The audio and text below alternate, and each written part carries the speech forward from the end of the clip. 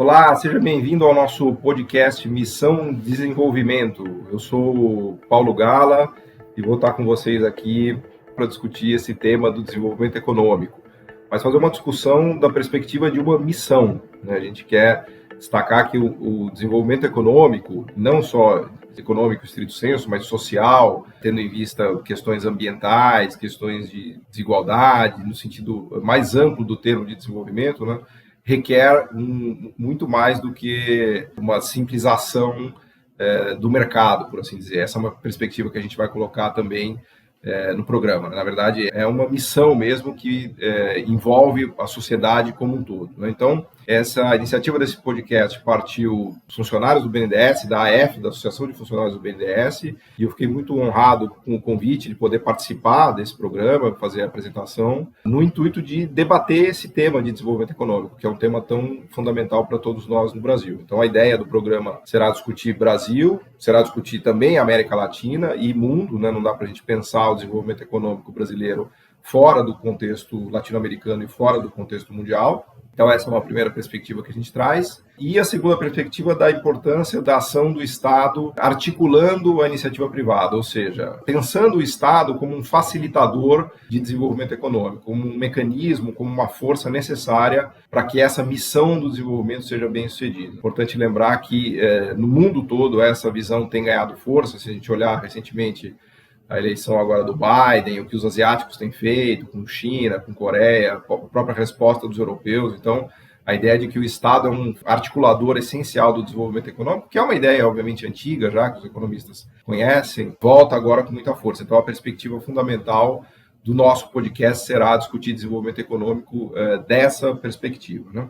E para fazer essa conversa aqui com a gente hoje, a gente trouxe o Arthur Koblitz e o Paulo Faveret. O Arthur é um grande conhecedor dos temas do desenvolvimento econômico, fez mestrado, doutorado na UFRJ, foi orientado pelo querido Mário Poças, um dos grandes conhecedores, não só do tema desenvolvimento econômico, mas da economia, né? Um dos grandes pensadores de economia no Brasil. O Arthur também é presidente da Associação dos Funcionários do BNDES.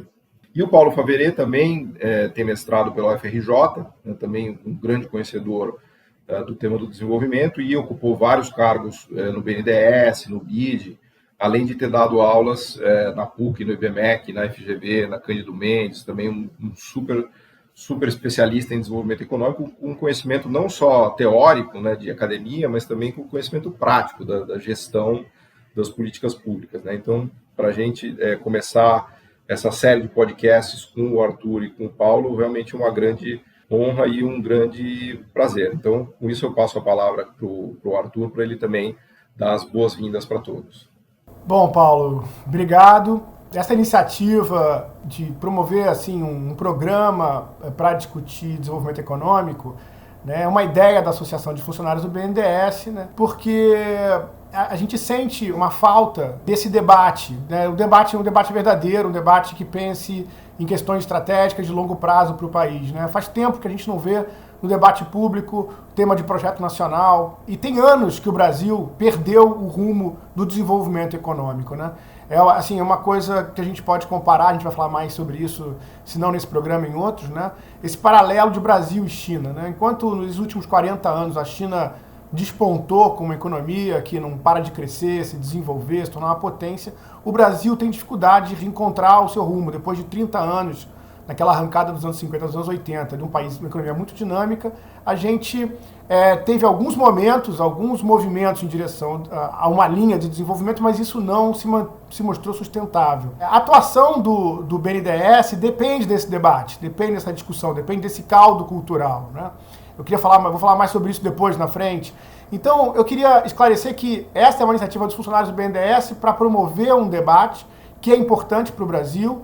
Não, a nossa ideia não é que esse programa seja um programa voltado para as questões dos empregados do BNDES, nossos problemas corporativos, nossas questões de carreira, nossas reivindicações.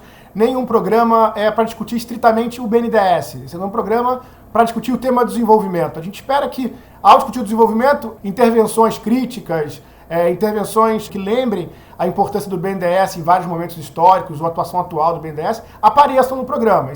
É normal que isso aconteça. Mas esse não é um programa voltado para examinar o BNDES, nem muito menos para examinar as questões dos empregados do BNDES. É um programa para fazer o debate sobre o projeto nacional, sobre estratégia de desenvolvimento, os desafios e pensar isso à luz das experiências de outros países no mundo e da própria experiência brasileira, né, que foi, todo esse período pode ter sido mais ou menos dinâmica, mas ela tem uma série de lições que precisam ser recuperadas, discutidas, sempre com a visão crítica, né, aberta ao debate. Obrigado, Arthur. Paulo, dê a todos as suas boas-vindas também aqui no programa de hoje. Tenho certeza que a gente tem muita coisa para conversar, mas dá um alô para todo mundo. Bom, obrigado, Paulo. Obrigado, Arthur, pelo convite aqui para participar desse primeiro programa. É um grande prazer. Eu lido com esse assunto, né, lato sensu, né, de desenvolvimento já há muitos anos. Como disse meu xará Paulo Gala, do ponto de vista teórico, um pouco menos, né, embora com uma abordagem sobre história econômica do Brasil, do ponto de vista prático, né, sobre várias facetas. Então,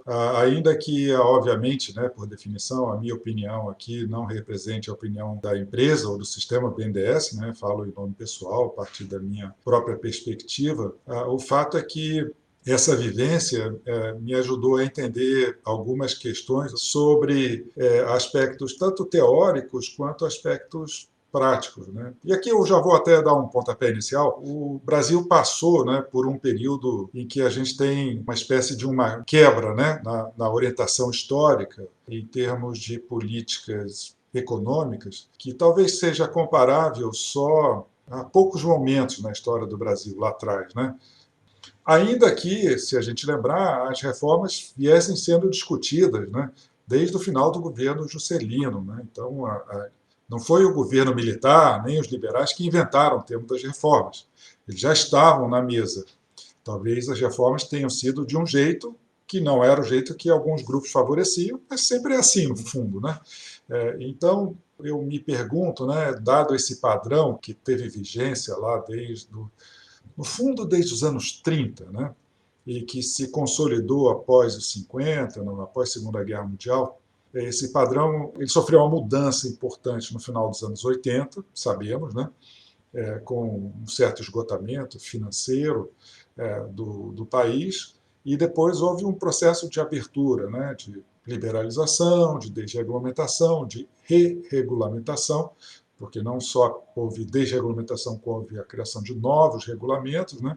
E ainda que alguns chamem esse o período de neoliberal, eu sempre tenho alguma dúvida sobre o uso desse termo, porque o país ainda preservou muitos instrumentos, né, das fases anteriores. Só que, recentemente, aí sim, né, apesar tanto do governo Fernando Henrique, especialmente o primeiro, né, quanto o primeiro governo Lula, terem, digamos, mantido e incentivado uma agenda de liberalização, o fato é que o país não passou por nada parecido com o que se viu, por exemplo, na Inglaterra da Thatcher, que também não foi tão parecida quanto o que ela disse que era, né? Que, por exemplo, não privatizou o sistema de saúde, né? E o Boris Johnson, quando foi internado, ao sair, elogiou o Sistema Nacional de Saúde deles, de uma maneira que, como poucas vezes a gente viu um ministro da Saúde elogiar o sistema brasileiro. Lembrando que ele teve Covid, né? Não sei se todo mundo sabe, mas ele pegou Covid e ficou numa situação grave. Covid, e ele foi o porta-voz de um movimento, né, supostamente mais liberalizante, anti-integração, anti-globalismo, né?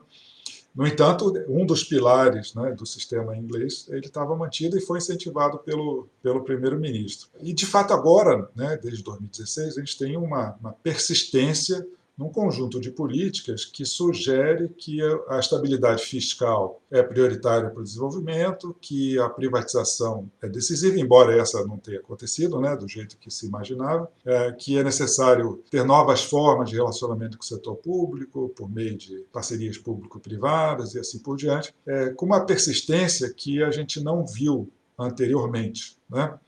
E, no entanto, isso acontece num marco diferente do marco anterior, porque agora a gente está entrando num século sinocêntrico, e isso coloca para vários países, e o Brasil não é exceção, um problema importante do ponto de vista da base produtiva, né? O que acontece com a nossa indústria?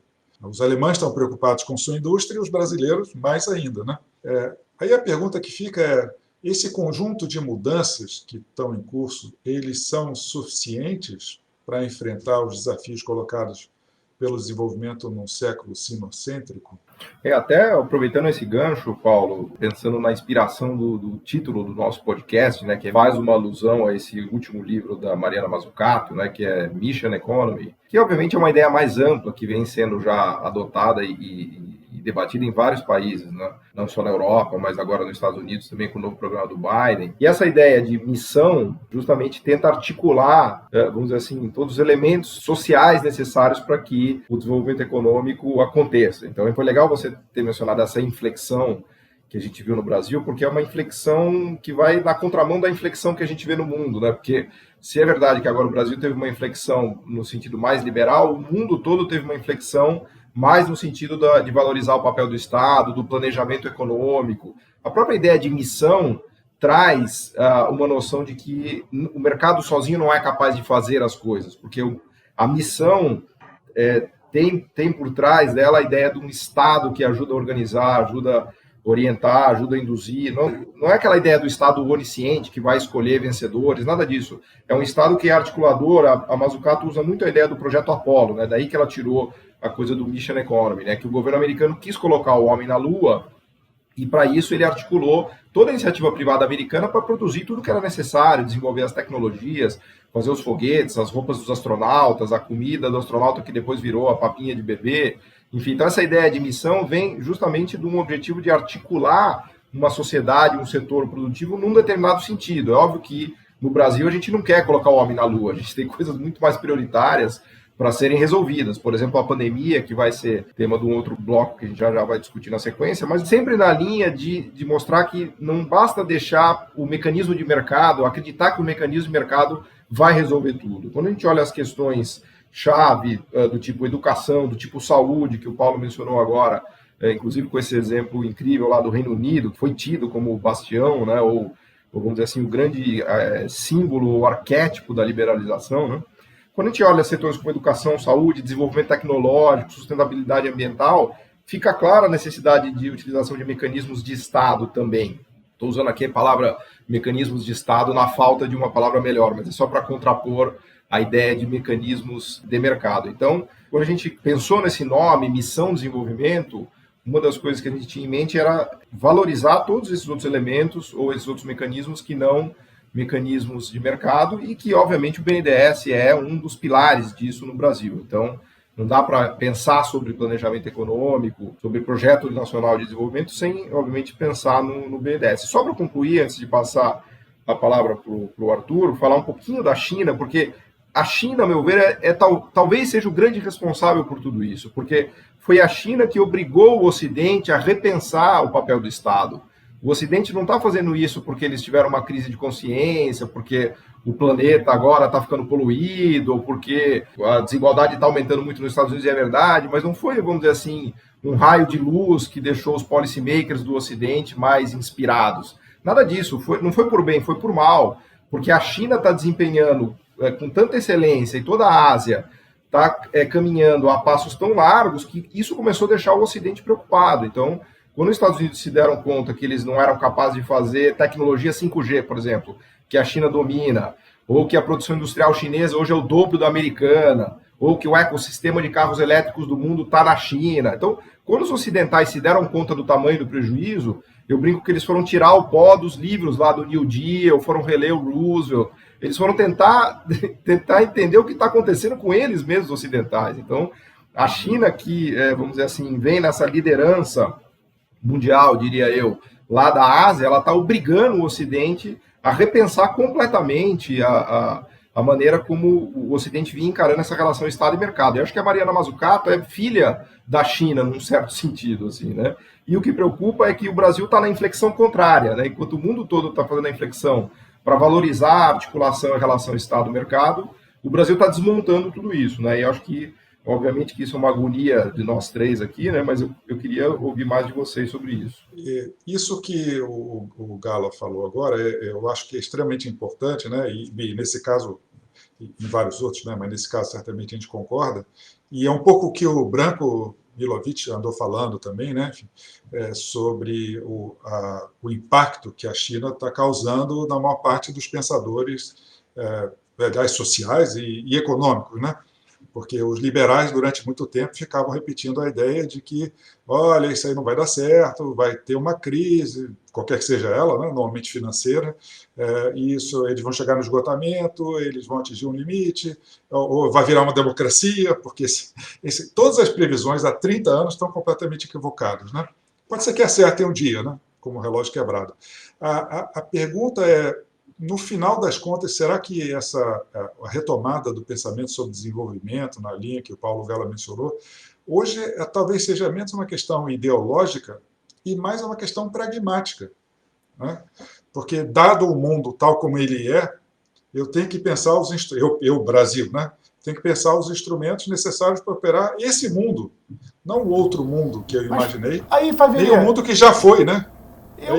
Eu aproveito isso como uma provocação, assim, e queria puxar para um outro lado, assim, até que ponto, assim, essas questões já estavam colocadas antes da China.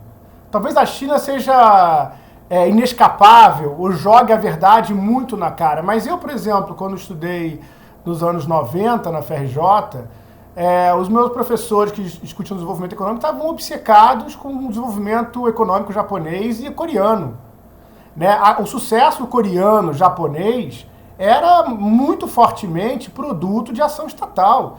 E, na verdade, a história da discussão sobre desenvolvimento econômico, né, ela tentou um tempo, os liberais usaram algum tempo os países da Ásia como exemplo de crescimento para fora, né? Tinha um crescimento para dentro da América Latina e um crescimento para fora dos países asiáticos. E aí parecia que o crescimento do asiático era uma coisa liberal. E pouco a pouco, autores institucionalistas, destacadamente Alice Armstrong, né, com Asia Next Giants, né, esse livro dela está traduzido acho que para o português, ela vai falar, olha, a Coreia do Sul tem a ver com instituições, com Estado, com planejamento. A Coreia do Sul é nacional desenvolvimentista, né? Entendeu? O Japão também. Né? E a gente já está nessa contramão da Ásia há muito tempo, né? Quando a gente reage à crise da dívida, adotando assim essa própria ideia de um esgotamento da substituição de importações, que faliu, que fracassou, assim, como é que a gente conseguiu incorporar, né? Essa é a minha provocação, então, para quem simpatiza com essa visão.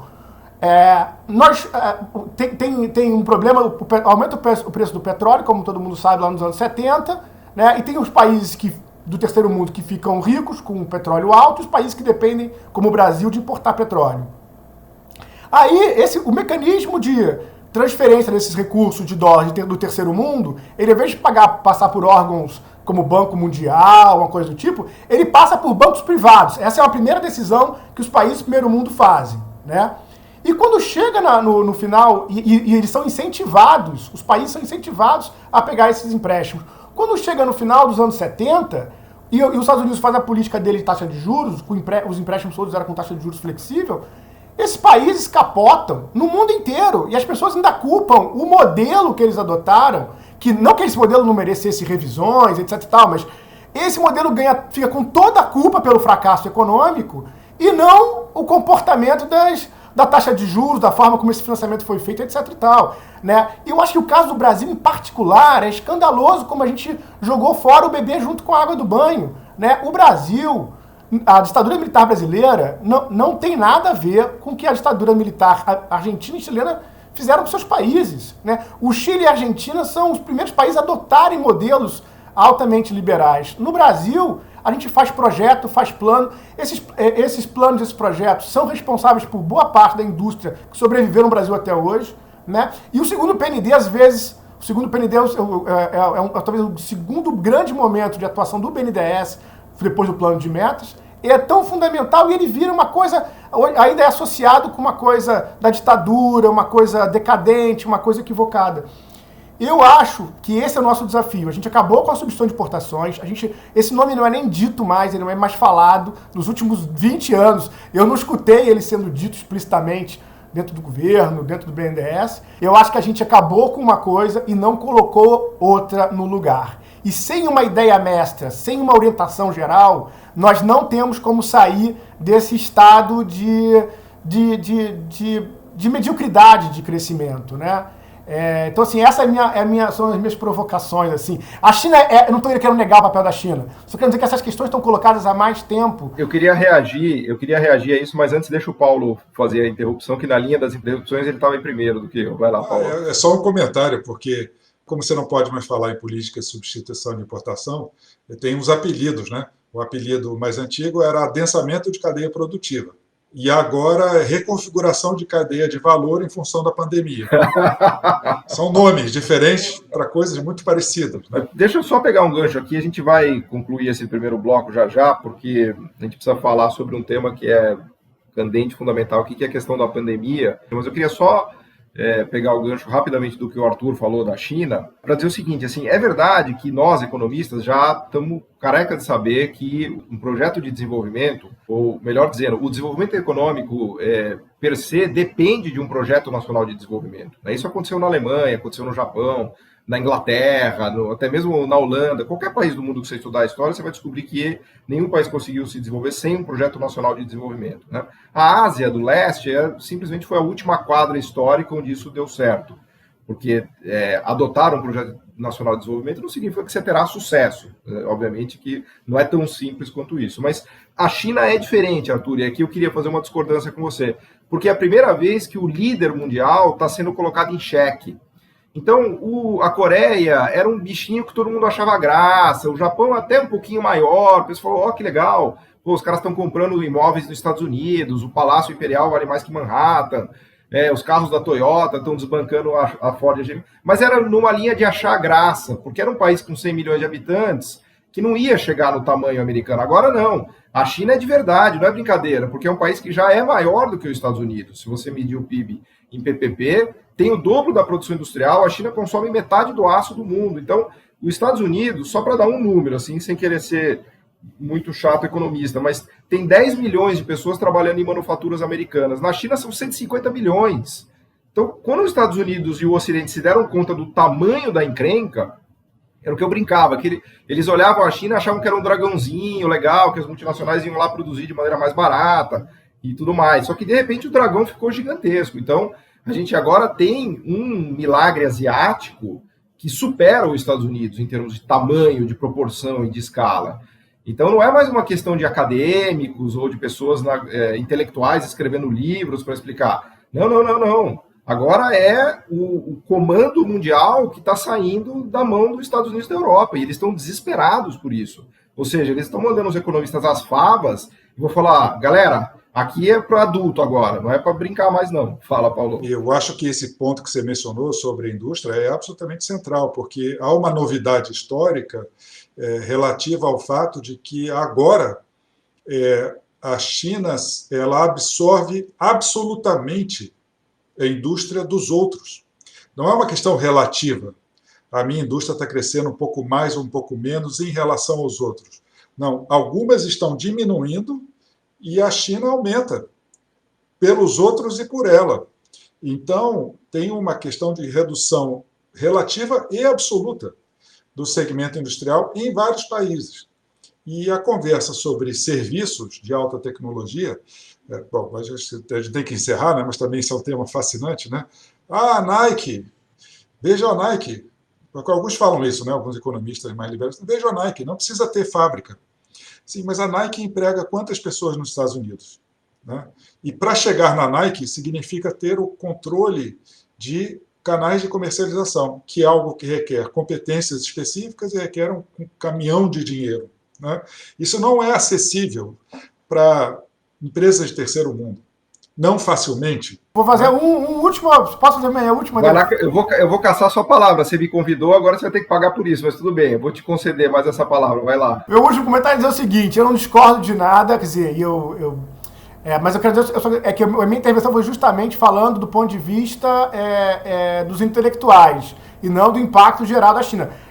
A China, sem dúvida, tem um efeito demonstração assim, muito vigoroso, então concordo totalmente com você, mas acho que do ponto de vista dos estudiosos, dos economistas, os exemplos asiáticos eram suficientes para perceber que a gente já estava no rumo errado há muito tempo. Não, totalmente. A questão é que a gente, como economista, a gente meio que fica assistindo o que está acontecendo no mundo, e agora o mundo realmente entrou numa inflexão Que, verdade seja dita, começou já em 2008. A crise de 2008 já foi um grande baque no Ocidente, né? A bolha imobiliária e toda aquela grande crise americana já deu uma sacudida. Agora, a ascensão da China mais o Covid, né, que vai ser tema do nosso próximo bloco, eu acho que é uma espécie de trinca de ruptura, se vocês quiserem, né? Eu costumo usar a crise de 2008, a ascensão chinesa e a pandemia do Covid como a trinca que realmente derrubou ou tirou muita força desse pensamento liberal, neoliberal no mundo, com a diferença de que no Brasil não, né? No Brasil a gente fez a inflexão da inflexão, né? Uma coisa... Essa é uma discussão interessante, né? Por que no Brasil? Por que o Brasil não? Exato. Mas enfim, vamos concluir esse bloco e a gente,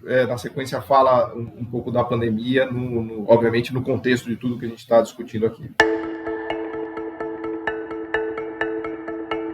Bom, estamos de volta aqui no segundo bloco do nosso podcast Missão Desenvolvimento e o tema agora é pandemia e Covid. É o tema da maior importância, talvez o tema mais importante do momento, né? Não só para economistas, né, que é o nosso caso aqui, infelizmente, mas também para todo mundo que tem, enfim, que está preocupado com a situação que é gravíssima, né? Dentro do nosso espírito de pensar a economia a partir dessa ideia de missão, né, que traz a importância de articulação da sociedade, pensando no papel do governo e no papel do mercado, eu queria dar um pontapé inicial aqui com a questão da vacina, de como as vacinas foram desenvolvidas e como isso ilustra a importância da missão. É evidente que hoje a missão mais importante que todos os países do mundo têm é controlar a pandemia. Controlar a pandemia no sentido de salvar as pessoas, né, o que envolve, pensando da ótica produtiva e de economia, equipamentos hospitalares, medicamentos, enfim, protocolos, né, de cuidado, até a vacina, que é o que a gente tem de mais importante até o momento. Então, eu vou contar rapidamente uma história aqui, e é uma coisa que eu fiquei, assim, quer dizer, não fiquei chocado, porque, obviamente, a gente estuda a relação de Estado e mercado, e de iniciativa privada, especialmente em relação a tecnologias, e onde você olhar, você vai achar lá que, em grandes saltos tecnológicos e grandes desenvolvimentos tecnológicos, tem sempre a presença do Estado ajudando a articular a iniciativa privada. Mas eu estava lendo uma matéria no Washington Post, se não me falha a memória, que contava um pouco da história dessas vacinas de RNA que a gente tem, que são a grande esperança do controle da pandemia. São vacinas feitas a partir de código genético, né? A grande diferença das vacinas de RNA ou RNA mensageiro, como se chama agora, né? É que você coloca lá, e eu vou falar um monte de besteira aqui, os biólogos que me perdoem, porque eu sou um economista tentando falar de biologia, mas a ideia é que você coloca uma orientação lá de código genético para que as suas células produzam um pedacinho do vírus. Isso é muito diferente da vacina tradicional, em que se injetava um pedaço do vírus desmontado, por assim dizer, para que seu corpo aprendesse a lidar com aquilo. Então, as vacinas de RNA, elas são muito mais rápidas. A gente conseguiu desenvolver uma vacina em 6 meses, que é um negócio recorde, assim. Tem vacinas que levam 5 anos, 10 anos, até mais. Então, a grande esperança para a solução do Covid está nas vacinas desse tipo. E eu estava lendo nessa matéria do Washington Post o detalhe de como essa vacina foi desenvolvida. Depois eu posso até deixar a referência aqui para quem quiser ver. E, por incrível que pareça, a vacina veio principalmente das pesquisas do Pentágono e da DARPA, que é o braço de pesquisa tecnológica do governo americano, né? Eles estavam pesquisando no 11 de setembro, no 9/11, vacinas rápidas contra o anthrax. Talvez vocês se lembrem disso, porque os Estados Unidos estavam com muito medo de ataques biológicos, né? Então, o governo americano começou a destinar muita verba para o Pentágono e para a DARPA para eles fazerem possíveis respostas a ataques biológicos, né? E uma das fronteiras de investimento que começou a ser perseguida foi essa de vacinas do tipo RNA mensageiro, que na época a grande maioria das pessoas achava meio que uma loucura. Falou assim, olha, não tem como o RNA é um material muito frágil, não tem como você manipular ele, não tem como transportar. É uma ideia que pareceu assim meio fora de propósito no início. Só que a DARPA e os engenheiros e os técnicos e os cientistas americanos, alguns deles resolveram levar adiante essa ideia, né? Bom, resolveram levar adiante porque tinha alguém que financiava essa ideia. E aqui é o ponto-chave que a gente vai voltar várias vezes em vários programas e que eu diria que é o tema quintessencial do nosso podcast, né? Que é quem financia o risco. Então, naquela época, precisava se gastar 500 milhões de dólares, 1 bilhão de dólares para se desenvolver vacinas ou respostas rápidas a ataques biológicos com base em RNA, e o governo americano falou, não, peraí, eu banco isso daqui, eu, governo americano, eu, Pentágono, eu, DARPA, vou colocar dinheiro nisso daqui. Porque não é uma questão de dar lucro, de ter lucro ou prejuízo. É evidente que uma Pfizer da vida, ninguém entrou nisso, porque todo mundo fez a conta e falou, peraí, eu vou gastar 500 milhões de dólares, 1 bilhão de dólares para desenvolver uma vacina de RNA para um caso hipotético de um ataque biológico de antrax. Quer dizer, é um negócio que não fazia o menor sentido do ponto de vista de custo-benefício de mercado, né? Só que a análise de custo-benefício de mercado muitas vezes não leva ao desenvolvimento econômico, não leva a ações que ajudam a sociedade em termos de educação, de saúde, de meio ambiente e assim por diante. E a vacina é um belíssimo exemplo disso. Então, a vacina foi desenvolvida lá atrás porque o governo americano estava disposto a colocar dinheiro num projeto que era inviável, por assim dizer, né? Claro que com isso eu não quero dizer que é o Estado que vai resolver tudo e fazer tudo, nem que foi o Estado americano que fez a vacina, não é isso. Ele articulou empresas, deu verbas e elas acabaram desenvolvendo, e agora a gente tem a vacina graças a isso. Não fosse esse investimento e todo esse tempo que foi investido lá atrás, a gente não teria a vacina. Então, eu acho que é importante levar isso para as pessoas, né, para as pessoas entenderem de uma maneira bem prática e pragmática o que a gente está falando aqui, da importância da ação do Estado articulando a iniciativa privada ou de uma sociedade como um todo que consegue se mobilizar para fazer coisas que são fundamentais, né? Não estou nem entrando aqui na discussão do SUS no Brasil, das vacinações da nossa indústria farmacêutica e de muitas coisas que eu tenho certeza que vocês têm aqui para contribuir. Paulo, se você quiser comentar agora para inverter a ordem aqui do nosso início de discussão. Esse tema é fascinante, né? Porque ele é de uma visibilidade inescapável, né? E eu não posso deixar de olhar para isso, né? Por mais que eu tenha uma ideologia, uma teoria, não importa, né? Trata-se de uma ameaça a milhões de pessoas, né? No mundo inteiro. Milhões de pessoas do meu país, né? Sendo eu Brasil, China ou o país que seja. Então, eu acho que quando o Gala diz que a Covid, junto com a emergência da China, com a crise de 2008, eles significam talvez uma mudança de placas tectônicas, é impossível não concordar, né? Porque a Covid vem num contexto em que a China está emergindo e trazendo um novo desafio. E a China agora, para voltar ao assunto da vacina, né? Ao contrário do mundo ocidental, a China está usando o sistema farmacêutico, né, como parte da sua diplomacia, de maneira absolutamente explícita. Tem país que não gosta muito da ideia e resiste a isso. Ok, entendi. Mas é por ideologia, né, não é por pragmatismo, que talvez seja algo a ser recuperado, né? Eu acho que o Brasil precisa recuperar um pragmatismo. Não é que a China seja tão generosa assim, mas eles estão compensando um pouco esse vácuo.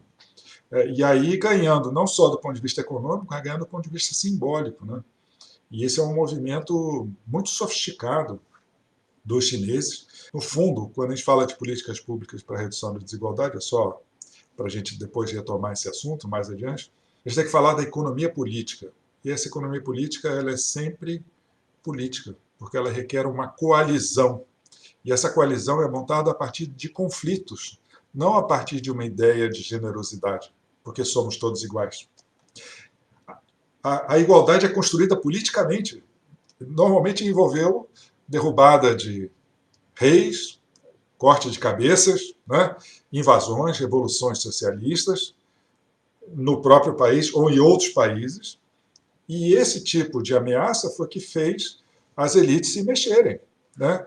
E para voltar à Inglaterra, foi o fato de que era uma ilha que foi ameaçada de invasão, né, concretamente, e sofreu sozinha durante muito tempo. E aí os ingleses, com toda a sua tradição liberal, embora com trabalhismo ali forte também, né, eles criaram políticas do tipo Home Fit for Heroes, que todos os soldados retornados deveriam ter algum tipo de política habitacional. E política de saúde, tanto é que o Sistema Nacional de Saúde foi montado na Inglaterra depois da Segunda Guerra Mundial, exatamente para lidar com questões estruturais. Portanto, a ideia de estrutura que é outro assunto sobre o qual a gente deveria falar também, né? Esse primeiro programa está servindo um pouco para a gente mapear. Já tem tema aqui para uns 5 programas, pelo menos. Vai lá. Exato. Mas o tema que eu acho que é um problema sério hoje no debate sobre a ação do BNDES, mas acho que isso vale para qualquer ação de Estado preocupada com o desenvolvimento, né? A gente caiu numa armadilha, né, de que a atuação do banco, né, ela tem que estar sempre motivada por uma espécie de distribuição de renda, né? Então, assim, o BNDES tem que apoiar pequenas empresas, porque ele recebe o dinheiro é público, então ele não pode ajudar a concentrar a renda, ele tem que agir como um organismo que divide a renda, né? E eu acho que essa visão, assim, que é popular, inclusive que assim, foi adotada pelos liberais, curiosamente, os liberais que não têm uma tanta tradição de fazer um discurso liberais econômicos, né, em prol da igualdade, mas eles tomaram isso como uma questão muito importante, e eu acho que isso confunde um tema muito sério sobre agências de desenvolvimento. É que a forma de agências de desenvolvimento retornarem para a sociedade não é com essa distribuição, é sim mais no que elas viabilizam com o financiamento delas. A questão não é tanto se você empresta para uma empresa pequena ou para uma empresa grande, mas o que você pede em troca daquele apoio que você está dando, né? Então, nesse caso, né, se você está apoiando um laboratório, grande que seja, mas que ele vai entregar uma vacina que não seria viabilizada com os incentivos normais do mercado, essa é uma contribuição algumas vezes maior do que pegar o dinheiro dessa agência de desenvolvimento e distribuir para todos os botequins, todas as pequenas empresas dos Estados Unidos. Assim, é essa forma como a ação de uma agência de desenvolvimento entrega resultado. Então você precisa ter a lógica da operação dessas agências é ter uma noção você fala de missão, mas objetivos claros que estão determinados por uma estratégia de desenvolvimento. Quando a estratégia de desenvolvimento não é clara, todo esse mecanismo fica meio fluido. Porque na prática, e aí é uma experiência que assim, eu arriscaria, né, de dizer que é uma experiência de quem trabalha, quem opera na coisa, não é trivial inventar uma política e depois fazer lá o executor dela, fazê-la virar realidade. Você está lá apoiando uma empresa concretamente, exigir uma contrapartida dela, mais do que ela pagar o empréstimo que está recebendo, mais do que ela fazer as obrigações normais de um contrato, não é trivial. Você tem que ter, sob aquela tua contrapartida, todo um consenso, toda um entendimento dele, entendeu? Então, por isso que eu acho que o tema de ter uma estratégia clara é fundamental, inclusive para a ação nessas agências de desenvolvimento. Sobre a vacina também, ela me suscita, assim, um contraste dessa ação com o que o Brasil fez, também acho que merece ser mencionado, viu, Paulo? Eu acho que no Brasil, a gente tinha que assim, eu acho que é um exemplo concreto de como a gente está na contramão, né? A gente falou sobre estar na contramão. O BNDES tinha uma ação ligada à Fiocruz, ao Butantan, apoiando vacinas. Tem casos, a vacina da dengue. Aliás, desculpa, Arthur, a coisa, vamos dizer assim, mais revoltante que acontece hoje é que o Brasil era um dos líderes mundiais de vacinação. Por conta dessa articulação do BNDES, de Fiocruz, de Butantan, por conta da existência de todos esses organismos. Quer dizer, se tem uma coisa que o Brasil sabe fazer bem é vacinar, né? O Brasil ele era tido no mundo e havido como o grande vacinador, né? Mas enfim, só para externar essa minha revolta aqui, eu te devolvo a palavra. Então você vê, o exemplo que a gente teve lá no banco, acho que essa questão é importante ser ressaltada, você levantou, mas a nossa atuação ali, imediata, foi de hesitação. O BNDES não partiu imediatamente para viabilizar vacina. A reação inicial, isso apareceu na imprensa na época, foi de hesitação, saber se o banco devia entrar ou não nesses financiamentos, se era para o Ministério da Saúde, se não era. Ou seja, a reação, mesmo uma situação extrema como essa, não foi de vamos pegar uma oportunidade e pensar em como agir, e pensar num horizonte longo, e pensar de forma ousada, né? Na verdade, se teve um comando que foi dado, é que a atuação do banco nesse primeiro momento ia ser mais tímida. Talvez o banco tivesse uma ação num segundo momento em que você tivesse que fazer uma reconstrução. Mas na pandemia era para ser contido. Então, eu acho que esse é um exemplo prático de como todas as questões teóricas que a gente está falando, elas se refletem no dia a dia, como elas têm impactos, inclusive imediatos, né, esse mindset, né, que está colocado, ele cria realmente obstáculos concretos. Boa. Obrigado, Arthur. A gente já está aqui no adiantado da hora aqui, a gente realmente levantou temas para muitos programas aí que virão adiante, né? Então, acho que a gente poderia concluir agora. Não sei se vocês querem dar uma palavra final antes da gente encerrar a conversa. Eu queria só talvez lembrar que a pandemia é aguda, né? Mas a gente tem algo que vai além da pandemia e, aparentemente, segundo muitos cientistas, tem uma relação até eventualmente de causa e efeito, né? Mas pelo menos de conexão, de correlação com a pandemia, que são as mudanças climáticas. Então, ainda que eu esteja, ou seja, um pouco cético frente às questões relativas aos benefícios que a pandemia pode trazer para favorecer, né, o combate à desigualdade, somos todos iguais, vamos cuidar mais de nós. O fato da pandemia ser entendida por muita gente como um episódio, no mínimo relacionado, né, quando não causado pelas mudanças climáticas, face à redução de floresta, interação com animais desconhecidos, né, o habitat, né, para além da questão do consumo desse ou daquele animal, né, porque muitos dizem, inclusive, tem estudos feitos no Brasil sobre os riscos de uma nova grande pandemia no Brasil, por causa do avanço sobre a floresta amazônica, né, e a quantidade de organismos que existem lá, absolutamente desconhecidos. O ponto positivo pode ser o aumento da consciência para questões que transcendem o econômico, né, e até mesmo social, na verdade, né, e que são o impacto da natureza sobre o ser humano, porque o vírus também manda essa mensagem, né? Olha, vocês são frágeis, vocês são mortais, né?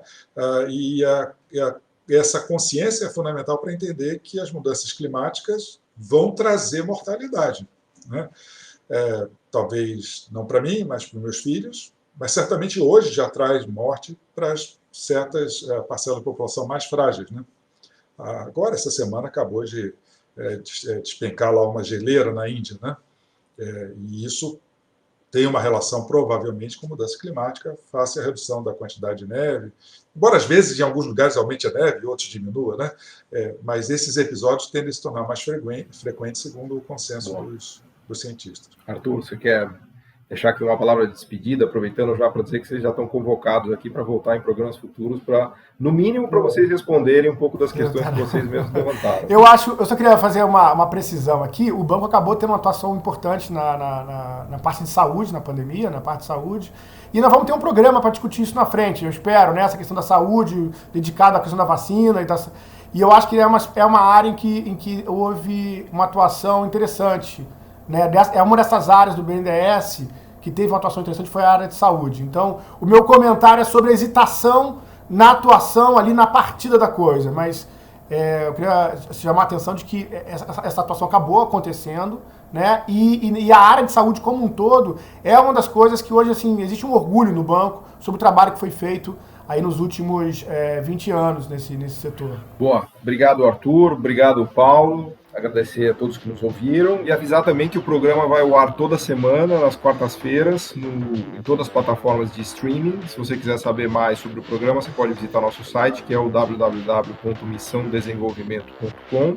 E para sugerir temas, mandar perguntas, vocês podem nos mandar e-mail no podcast@missãodesenvolvimento.com. Então, estaremos aqui toda semana, no mesmo bate-horário, bate-canal, com perdão da piadinha infeliz. Agradeço a todos. Obrigado. Valeu, gente. Obrigado. Tchau, tchau. Até a próxima. Tchau, até a próxima.